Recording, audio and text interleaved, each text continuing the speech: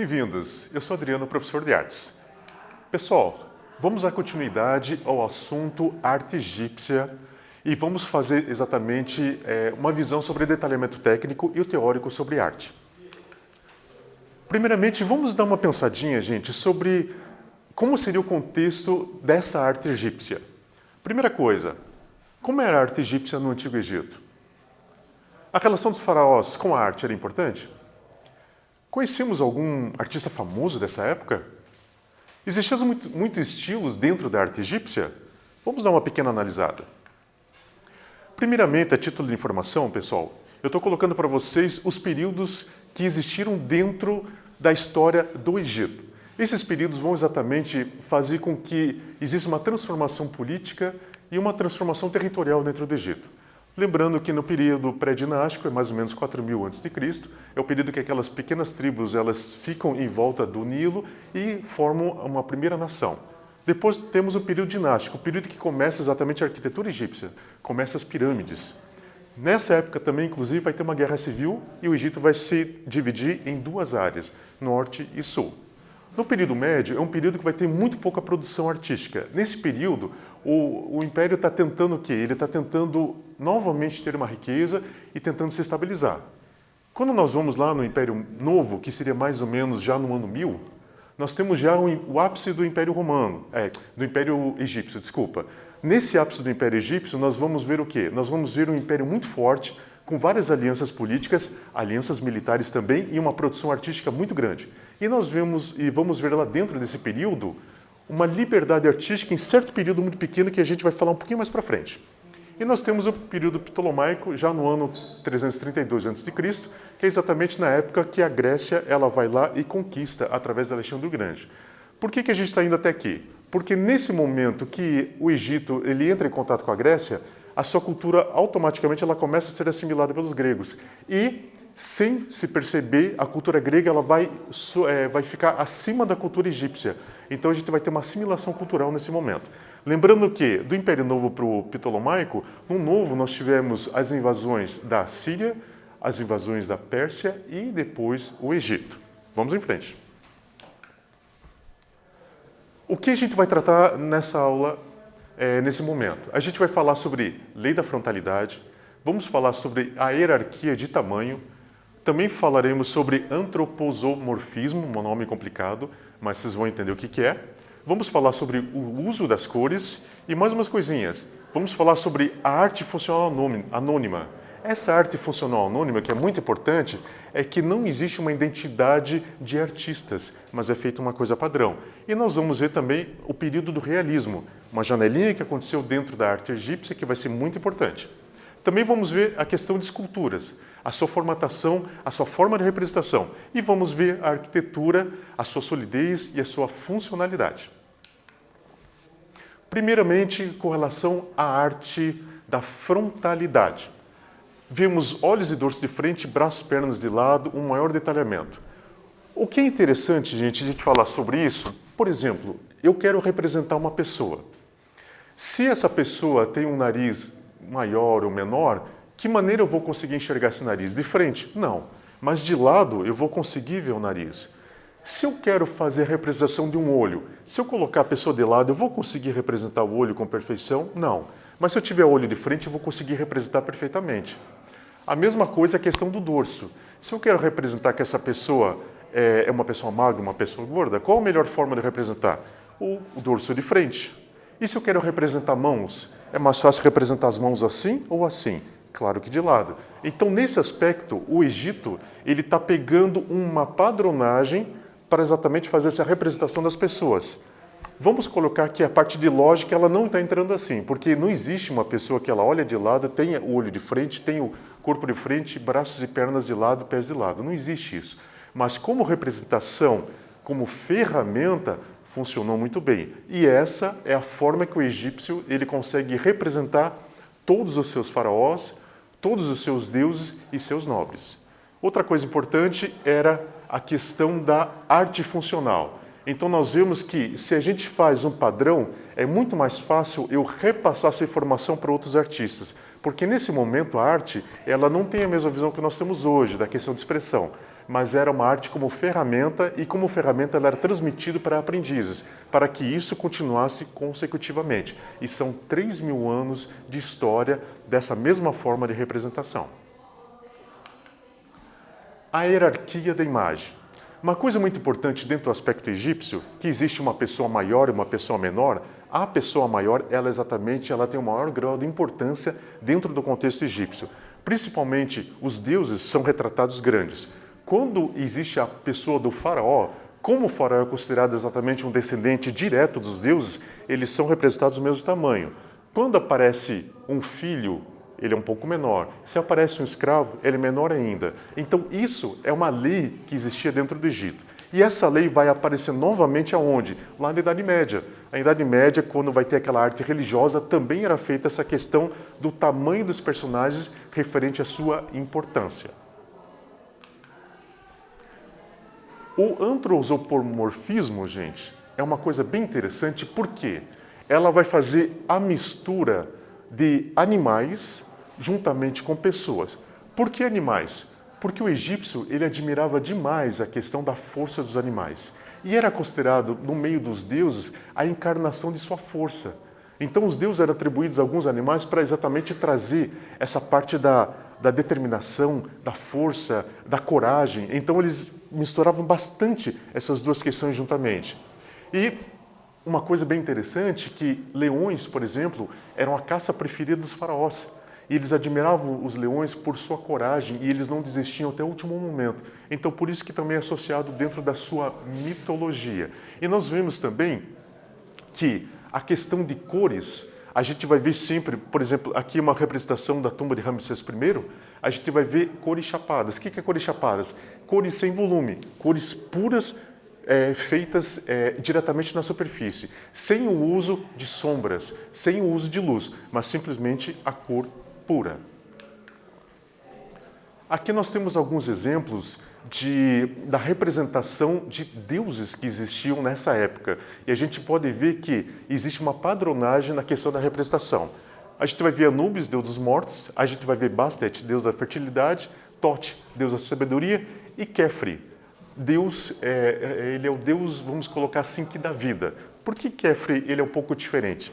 Kefri, gente, é conhecido como um deus primordial, ou seja, como é que eu podia falar? Era a primeira reencarnação de algo que se tornaria Amon e depois se tornaria Ra e mais tarde se tornaria Amon-Ra.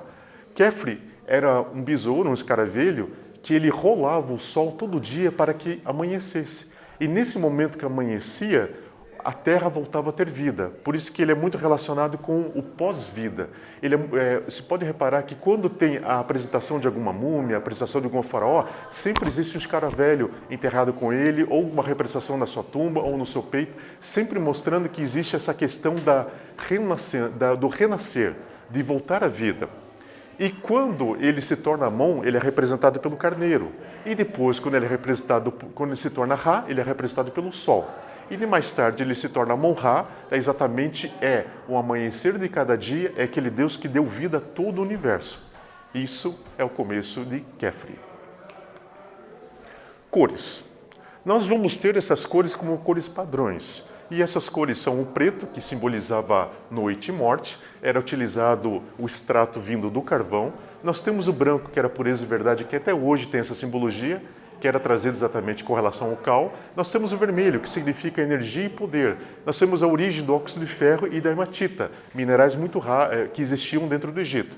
Nós temos o amarelo, que significa eternidade, ele é tirado do ocre, que também é um mineral. Nós temos o verde, que significa regeneração e vida, origem da malaquita do Sinai, na parte desértica. E nós temos o azul, que representava Nilo e céu, origem do lápis lazuli, silicato de cobre e sais de cobalto. Lembrando que o azul até então ele não era utilizado e o Egito trouxe o azul para o mundo e o azul era uma cor muito valorizada. Ela era medida mais ou menos no preço do ouro pelo grama dela, por ser tão difícil a sua extração. Lembrando que além desses minerais que eu coloquei aqui, gente, eles também utilizavam sangue de animais e utilizavam também insetos moídos para poder fazer essa questão das cores. E as cores sempre nessa margem. Então eles não fugiam dessas cores, sempre dentro dessas cores, sem volume algum, somente a cor pura. Vamos fazer um pequeno exercício agora, gente? Responda no seu caderno. As cores do Egito Antigo tinham algum significado especial na arte visual praticada nessa época? Cite uma cor usada na arte egípcia antiga. Qual o seu significado para a cultura da época? Responde e já voltamos.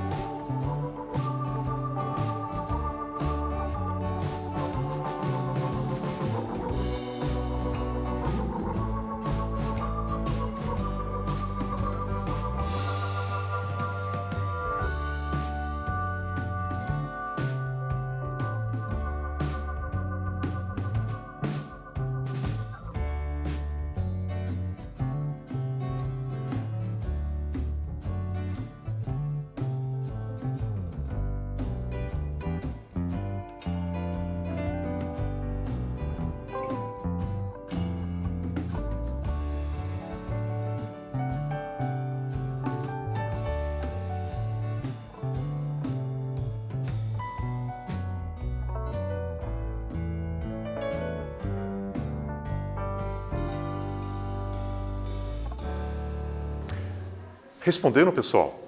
Vamos seguir em frente. Essa parte é bem interessante, pessoal.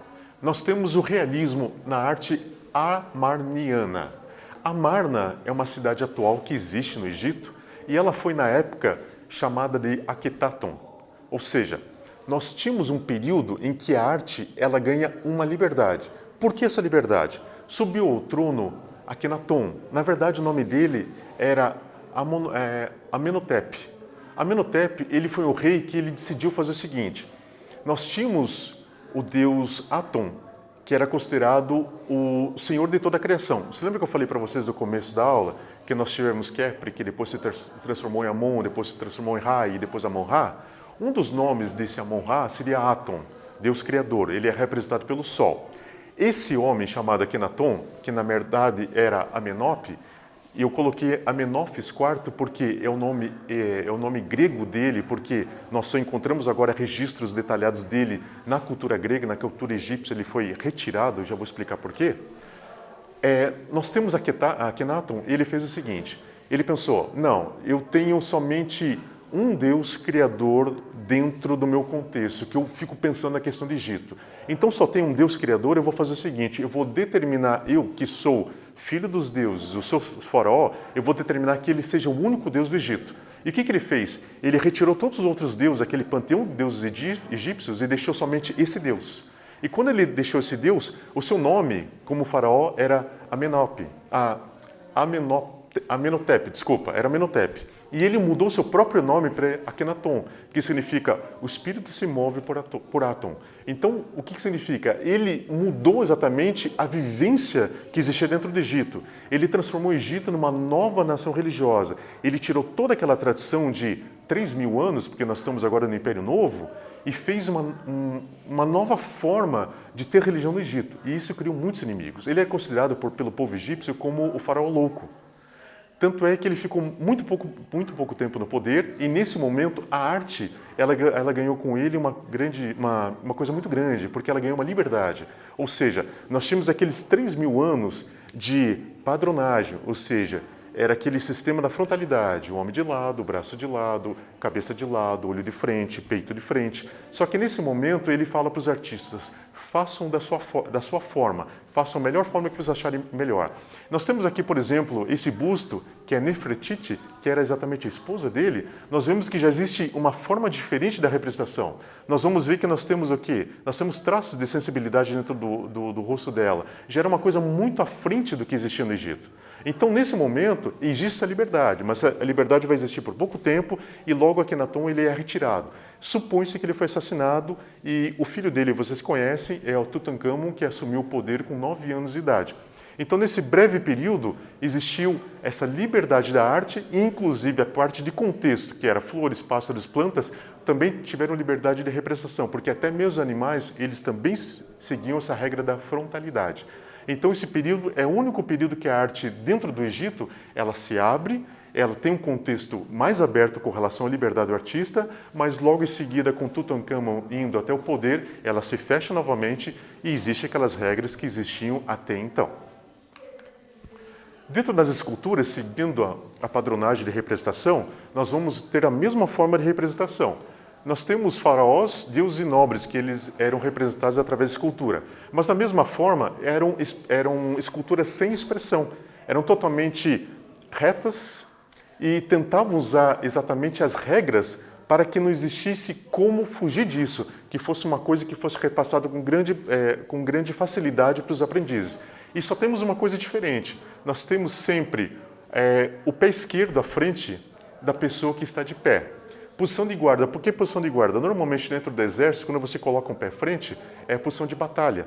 Então eles colocam isso como um sentido do homem estar sempre pronto a enfrentar situações. Então nós temos sempre essa forma. Ou quando a pessoa está sentada, com uma das mãos ou as duas mãos sobre as coxas. Então sempre será dessa forma. E da mesma forma que teve aquela questão do tamanho, as pessoas com menor importância, esculturas menores. As pessoas com maior importância, esculturas maiores. E nós temos a figura do esfinge. A esfinge é exatamente um símbolo para o egípcio, porque é uma cabeça de pessoa que simboliza a sabedoria e corpo de leão que simboliza a força. E eles eram utilizados como guardiões diante de templos e diante de tumbas para espantar os maus espíritos. E nós vamos falar sobre arquitetura. A arquitetura é muito importante, gente, que a arquitetura dentro do Egito, ela utilizou muito a questão do peso e a questão da geometria. Por quê? Conforme as angulações, você tinha estabilidade. E conforme o peso, você tinha estabilidade também. Porque lembrando vocês que o cimento foi criado somente pelo Império Romano, lá para frente. Aqui não tinha cimento, era simplesmente pedra sobre pedra. Lembrando que existe uma pessoa chamada Imhotep. Imhotep ele foi um arquiteto, foi carpinteiro, foi médico e foi construtor. Então ele dominava várias ciências e ele fez uma coisa muito importante. Ele é o único egípcio conhecido na área das artes. Por quê? Lá no período antigo, bem no comecinho, lá no comecinho do período dinástico, existia os primeiros faraós. E esses primeiros faraós, eles quiseram tumbas melhores. Lembrando que os hipogeus eram covas dentro da terra que eram utilizadas para as pessoas comuns. Os nobres tinham hipogeus melhores. Só que daí surgem as mastabas. Mastabas são construções quadradas que eram usadas para nobres e para os reis. Mastabas maiores eram para os reis. E Imhotep pegou várias mastabas e colocou uma sobre a outra. Ele construiu uma pirâmide. E ele decidiu preencher os espaços fazendo esse formato aqui. Aí surgem as primeiras pirâmides. A primeira pirâmide conhecida que nós temos é a pirâmide vermelha e hoje nós temos 123 pirâmides descobertas dentro do Egito. E se a gente pegar a pirâmide de Quéops, que é a maior delas, nós temos 24 milhões de blocos com 250 toneladas, 2,5 toneladas cada bloco, e nós temos mais ou menos 146 metros de altura e 230 metros de base. Lembrando vocês, 146 metros, esse tamanho de construção só aconteceu lá em meados de 1800 para 1900, quando apareceram os primeiros arranha-céus, graças à invenção das estruturas de aço. Então, por praticamente 4.000 anos, gente, vamos colocar mais, 4.000 não, durante praticamente quase 5.000 anos, as maiores construções sobre a face da Terra eram as construções egípcias, ok? A Esfinge de Gizé. A Esfinge de Gizé é exatamente uma escultura monolítica, ou seja, ela é feita de uma pedra só. São 73 metros de comprimento por 20 de altura.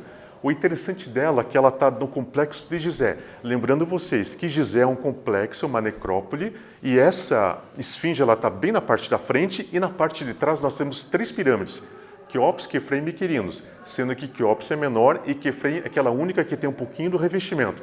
Falando do revestimento, supõe-se que existia um revestimento de mármore branco com uma ponta de ouro na parte de cima, e também algumas pirâmides tinham calcário branco com pedra sobre a parte da ponta da pirâmide repleta de hieroglifos.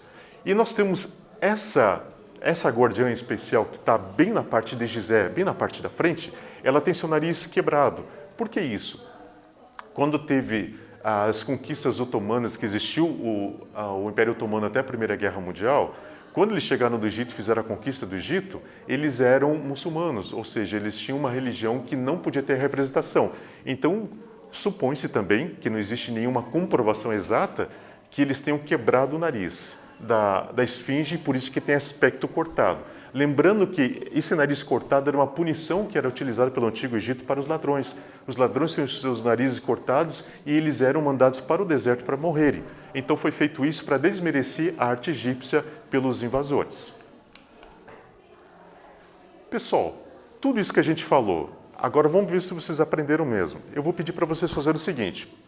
Produzam um desenho simples, mas tenta fazer a lei da frontalidade. Tenta desenhar alguma coisa usando essa forma de representação. Eu fico aguardando vocês. Ok.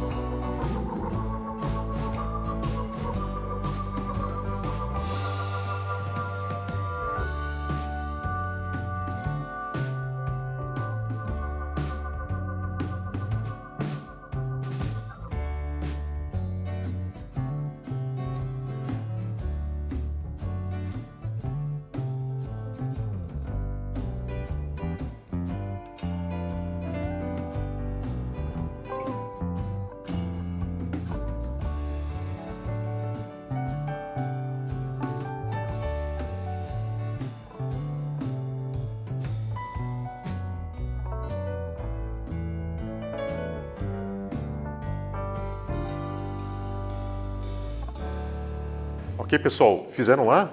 Manda para o professor de vocês que a gente vai dar uma analisada no que vocês fizeram, ok? O que a gente aprendeu hoje, pessoal? Nós aprendemos a questão da pintura, nós aprendemos sobre a lei da frontalidade, nós aprendemos sobre a lei da hierarquia do tamanho, nós aprendemos sobre antroposomorfismo, nós aprendemos sobre o uso das cores, sobre a arte funcional anônima e sobre o realismo, período lá de Amenófis IV, que um pouquinho antes do domínio grego. Lembrando vocês que a arte egípcia, ela teve 3.000 anos que ela não foi alterada. Ela teve esse pequeno período de realismo e voltou exatamente àquele período da padronagem. A frontalidade é aquela coisa, rosto de lado, corpo de frente, braços e pernas de lado, pés de lado. Então, é uma coisa muito certa. A hierarquia é exatamente tamanho e importância. Pessoas maiores mais importantes, pessoas menores menos importantes. Nós temos a mistura de animais com pessoas, ou seja, animais com deuses. Por quê? O egípcio ele admirava demais a força dos animais e falava que a força do Deus era a manifestação desses animais. O uso de cores chapadas, não existe nenhuma mistura. E nós temos aquelas cores padrões que não saem daquilo, fica sempre naquilo. E, como eu já falei, uma arte extremamente funcional, porque nós temos agora pessoas pagas para poder fazer isso e como se tornou uma profissão, teria que existir uma padronagem para que se outra pessoa viesse a dar continuidade ao trabalho de um anterior, teria que ser a mesma forma. Nós vimos também a questão de escultura. Nós temos aquela questão, inexpressividade. A arte egípcia, ela não tem espaço para expressão, ela é uma arte funcional. E nós temos também o quê? Posições. Ou a figura escultória ela está de pé ou está sentada, não tem outra posição. E nós temos também, novamente, a mistura dos animais com pessoas, que é aquela simbologia dos deuses. E nós vimos a parte da arquitetura. Lembrando que a arquitetura nós não tínhamos o cimento, e o que o egípcio tinha? Tinha a angulação e o peso do próprio objeto. Ok, gente? Terminamos aqui, espero que tenha sido proveitosa. Nos encontramos na próxima aula. Até!